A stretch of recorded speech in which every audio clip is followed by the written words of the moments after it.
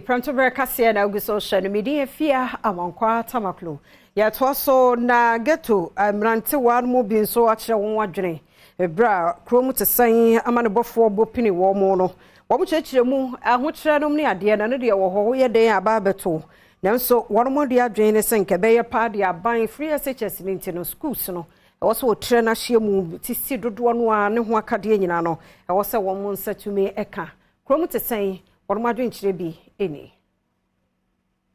Jumedie ni so no yenuanum bi a wonum ete ghetto na e kire wonum adwene school no wo se ba wo de free education be ba na free education na wo de ba ye no so nkura no ye hu free education ani so ese nkura no omo kokakra no we abetena fi na saade ni na wo de saade ni na ba nkura no omo de sua so be ba fon na yesrew se nkura na wo che omumu sa no na yesrew ye bibi na si schools no e ka ho na nkura no ye de omuntimi nko school ni ye na yesrew schools no manenye mo eyemo na nkura no so ye de ebekom na teachers for no so na yesrew twaomuka na omo so ntimi nkire nkura na de Kuro nu mu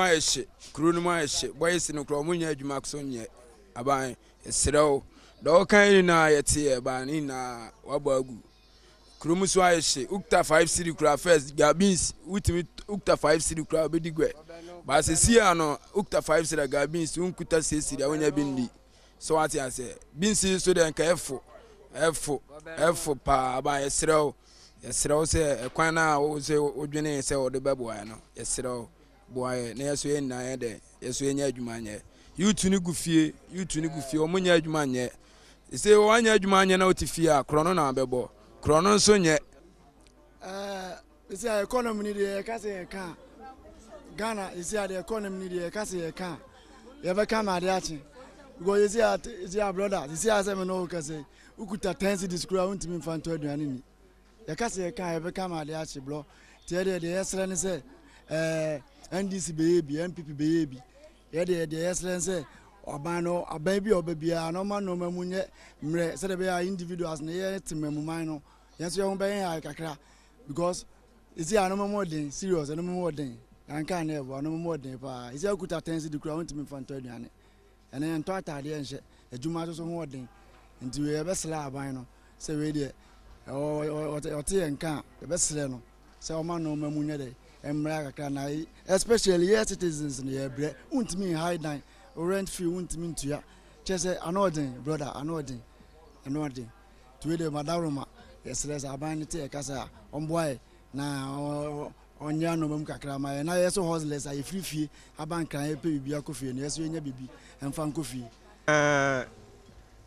ya daga na mpanfo ase se Kuro ya yesi still no yente Matiu maka ne ntokwaten dini bia wo Ghana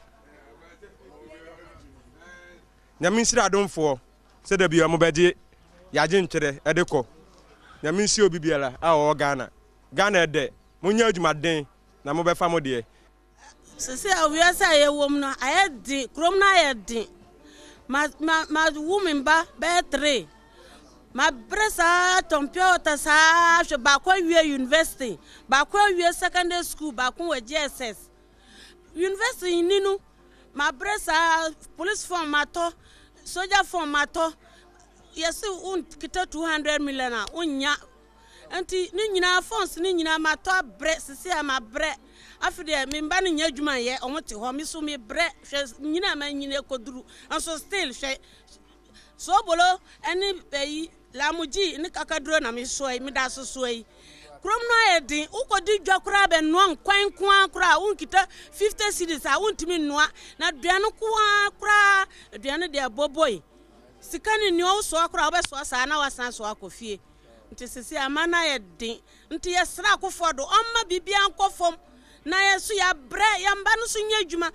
no amoton ma yamba no ye niska no ya yamba no nya djuma ya bre sa hwonkwala school sa ba wie akwala wie university wie secondary school obi o GSS ya omunya djuma unkita ska unya djuma ska fomba na yeko djuma ska 200 million umi kwa fa no ahia ma me ba akonya police na soldier na immigration sisi awiase no ayede nti akofado sisi ade ekono ya bread do sisi de adwuma kra ni o man ni unko juma kra ntimi nya scanse on to wibi normal ko high level oh isi ntimi to go be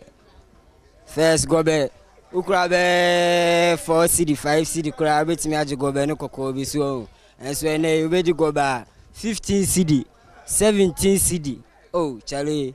street ni so ayeshi ana bin sini na ntimi ndia na se kosura na zire abaye momo di ana mo hwe mai wa wele e macho wa street ni so ayeshi kroma ayeshi baby o baby so adwuma kra ni wasama wodi atudwa no eyetia wa wakire mu a omamu ya aye den no eda nchen a wonom de wonom adwenkyire mu no wo hu ne se ebra so sa ban esi schools ni bi eka ho se de be ya ebeboa amafie SHS a wode ba ya eboa wofo ene adesuafo no ebetumi akonkan